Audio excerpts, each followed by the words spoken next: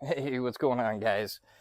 2024 Grand Highlander. Interesting times. Yeah, we purchased this. It's the first generation. You can see on my channel, I got a whole conglomeration of other videos on how I bought it and the deal I got, from the pros and the cons to everything like that. It looks like, as of now, the recall that has happened when they're talking about the A-pillar airbag. A-pillar is right here. Looks like initially the recall first came out and they were talking about if the window was down, that the airbag would not deploy correctly and therefore cause a massive head injury depending on the angle of the collision. So the update now has been kind of frustrating. Let's get into it. Here's the Toyota app. So when you buy new vehicles now, everything's pretty much driven towards this app with Toyota. It's a pretty cool app. There you go. You can see our Grand Highlander, 317 miles of fuel.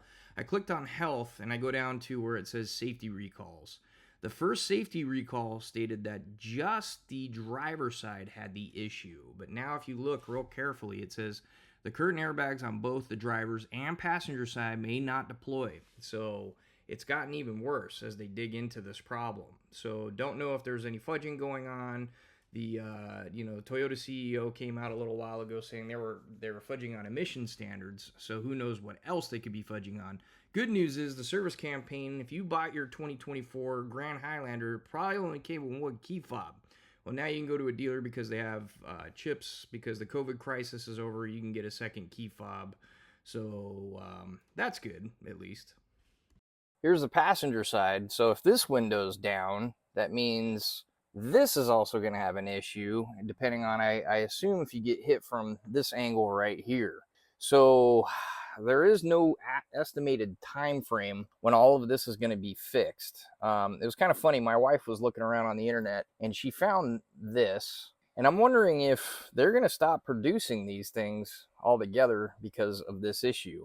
It seems like Toyota's been having quite a interesting run, especially with there's problems with the first generation Tacomas now. They're starting to have transmission overheating issues, and even in the manual transmission, people are reporting that they can't get in second, fourth, or sixth gear, which is pretty interesting. It must be a synchro problem. Anyway, now that I've talked about that, as far as everything else for the car, everything has been working for us great.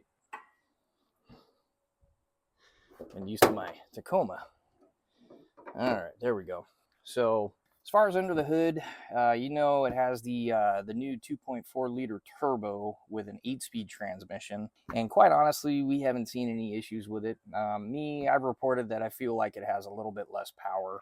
It's obviously not the hybrid. It is interesting as far as getting in here, and if you want to do any work on it yourself, it's there.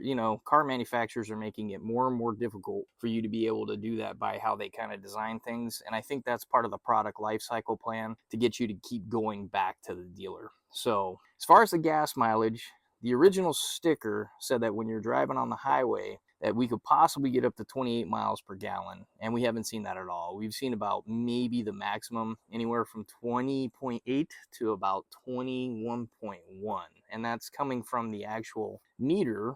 I'll show that right here, from the car itself. So if I were someone that was trying to kind of fudge the numbers a little bit, that's the first place I would do. I would try to program that thing to show that it was actually getting a better MPG, but it's not. So still, though, for what you get, people have reported that these engines have been around for quite some time, with Toyota being in the Lexuses, so that they've been quite reliable. It's going to be interesting to see that in new generations, when you put an engine into a car that has not driven for years and years and years, my suspicion that there is going to be some trouble that we're going to experience, especially with all the other quality control issues such as the A-pillars, like we were talking before. So those are some of the things that you definitely want to pay attention to. To my understanding, though, you cannot buy a 2024 Grand Highlander at the dealer right now due to the fact that there is the massive safety recall until they get that fixed.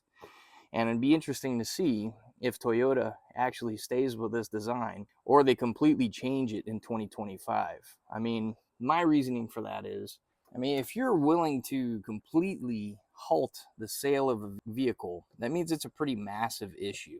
So my suspicion would suggest that the video I showed just a little bit ago is that Toyota is going to revamp somehow, some way, the way this car looks. The reason why I say that is because if they have to change the complete design of this A-pillar, you might as well go ahead and kind of freshen up the car. Plus, what happens is this car kind of gets thrown to the back, you know, and chances are I don't know how many of these were actually sold and produced. Maybe 50 years from now, it might be some kind of rare car. But so if they have to freshen up the car, what are things that would possibly change? Well, I'm going to go ahead and say that things that could possibly change are probably how the fenders look, most probably how the grille looks, which I don't think the grille is that bad of a design. I kind of like the blacked out feature. It looks nice. You're definitely going to see a change probably in the body lines.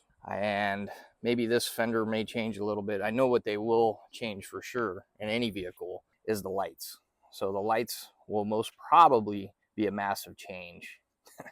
Toyota, if you're listening and watching, go ahead and make this an actual hatch that opens. That will help a lot of families out. Just saying, you know, I know you're trying to save on some type of design and manufacturing challenges, but other things that could possibly change, I don't know.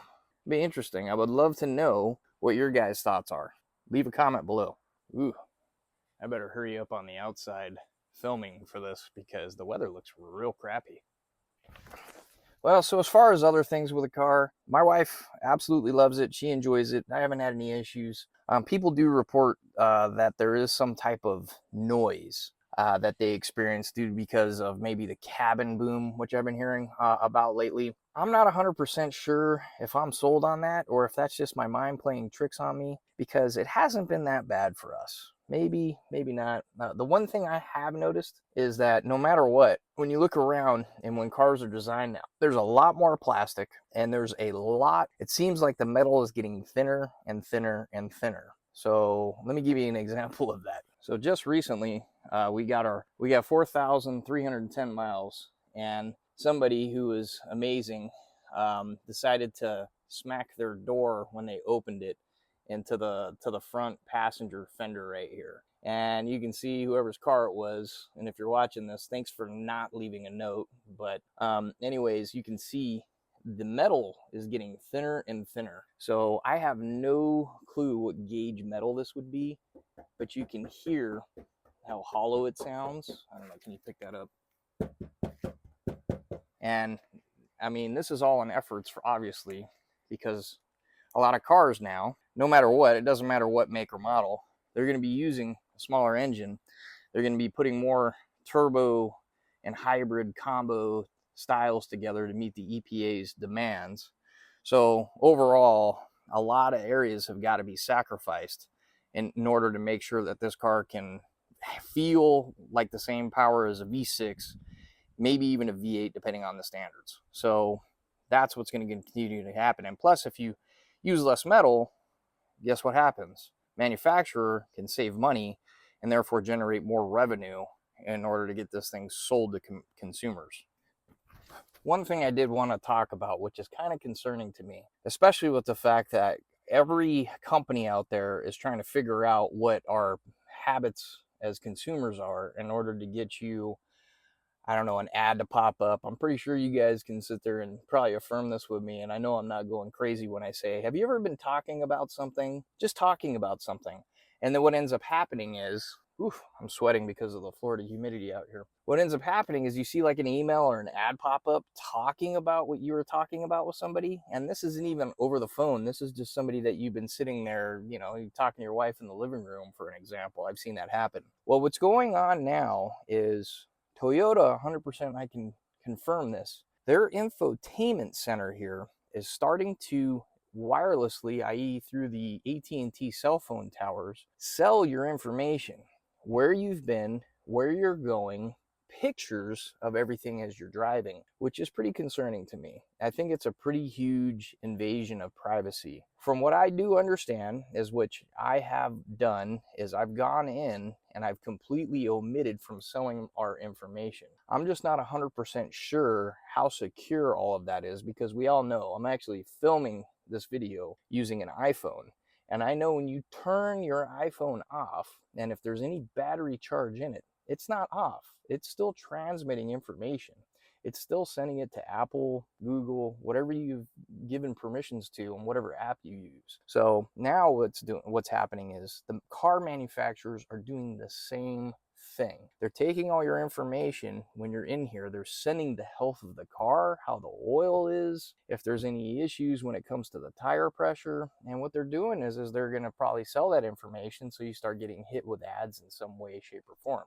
The other thing that I'm a little concerned with, the cameras all over the place on this thing could possibly be getting into your violation of any reasonable expectation of privacy. And I'm not 100% sure that if you opt out of having your information sent and or sold, that those camera pictures are also included with that. So those are some of the things that I am very interested in digging into. So what I plan on doing is doing a pretty thorough video talking about the infotainment system, which has been great, to be honest. It's been a huge, massive upgrade from our 2018.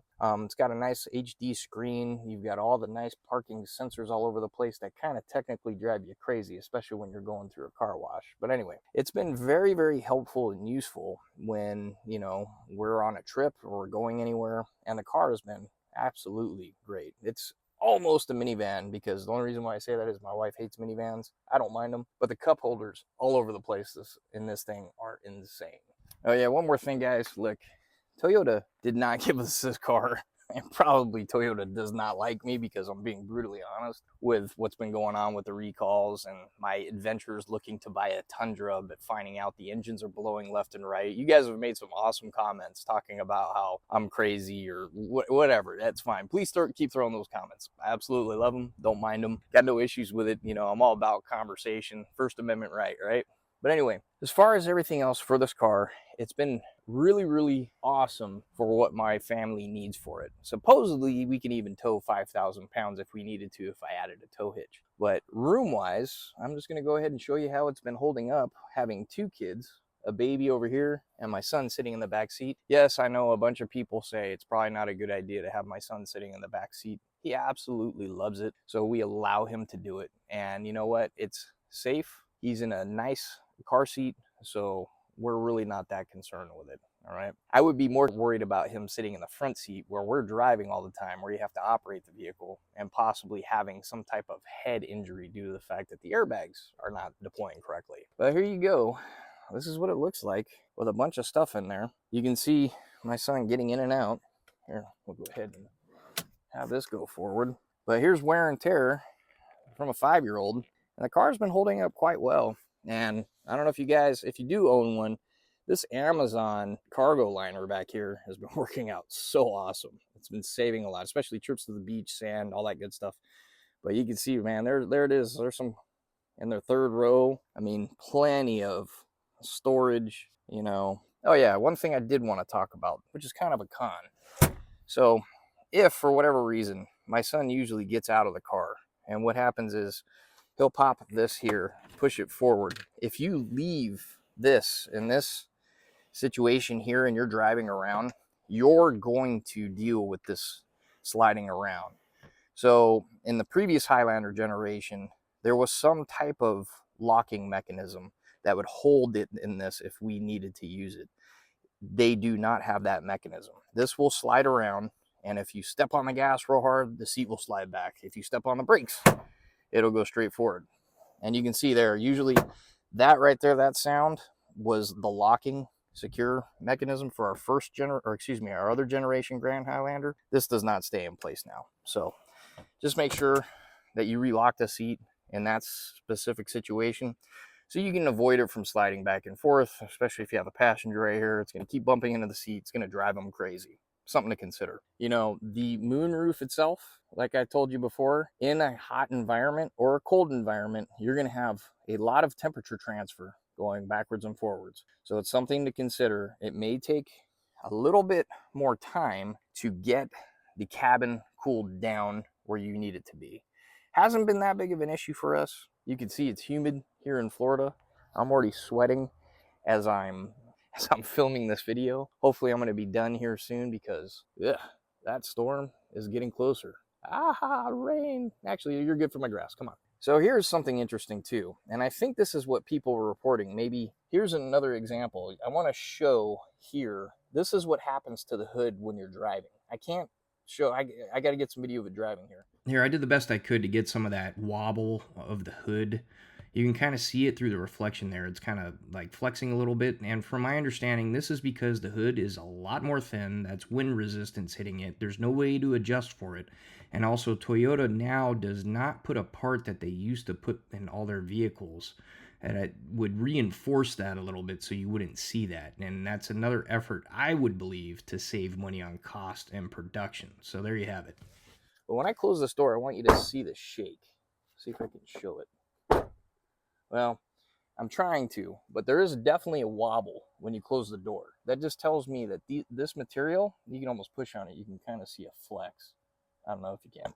But what happens is, this means that the material is a lot thinner. And if people are having sensitivity issues for the noise, when you run over a bump, this whole car in some way, shape, or form, because I'm going to tell you this, is that these seals are working really well.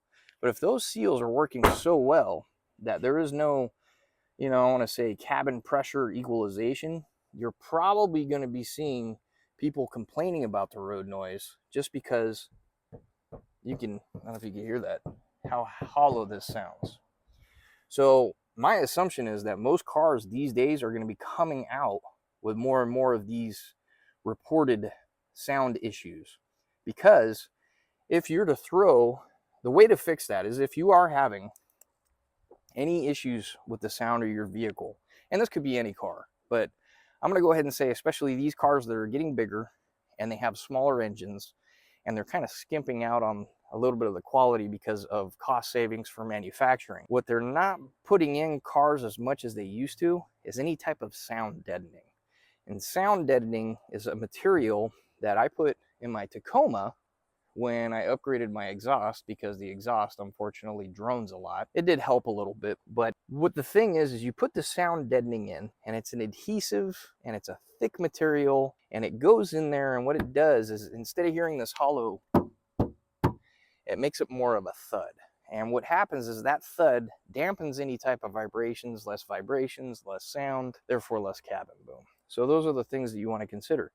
I'm pretty sure you can get into the inside portions of any of these panels here, and you could put sound deadening in yourself. And I think, I don't know how much the square feet are, but there's a lot of different companies out there that sell it for, I want to say you can get anywhere from 50, maybe up to 150, 300 bucks for the really, really good stuff. But what you do is you put that in there. Here, for example, all you got to do is figure out, you pull this panel off and you expose the backside of this here, and you put the sound deadening in, and you pretty much put it everywhere inside the cabin, and that will cut down on your noise. Is it really worth doing?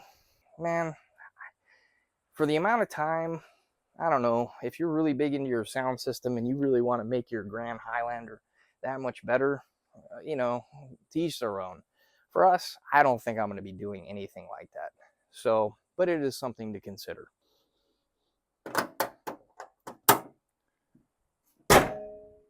That hood is super light. Well, there's a little bit of an update on the 2024 Grand Highlander.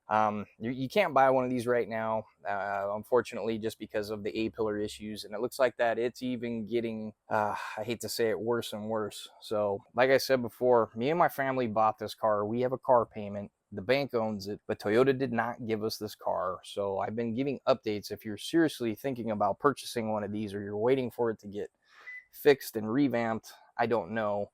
Totally up to you. I want to give you 100% honest, real, truthful advice about this car. Like I said before, this is the 4-cylinder turbo, non-hybrid. I don't know enough about the hybrid itself, if there are any issues. I do know that the Tundra is having a ton of issues, and they're giving away new engines now in order to fix from 2022, 2023. And I'm also hearing 2024 models are blowing. It's something to consider. I really appreciate if you took the time to watch this video, and hopefully you found value in it. It really helps me if you like it and you share it, because it tells the algorithm that this video is well worth watching. Go ahead and give me a subscription. That obviously helps grow my channel. Thank you so much for your time, guys. I'm gonna get in here before it actually, it looks like it's not gonna rain now, but I appreciate all your time. Thank you so much for watching Aviator's Garage. I'm John the Pilot. See ya.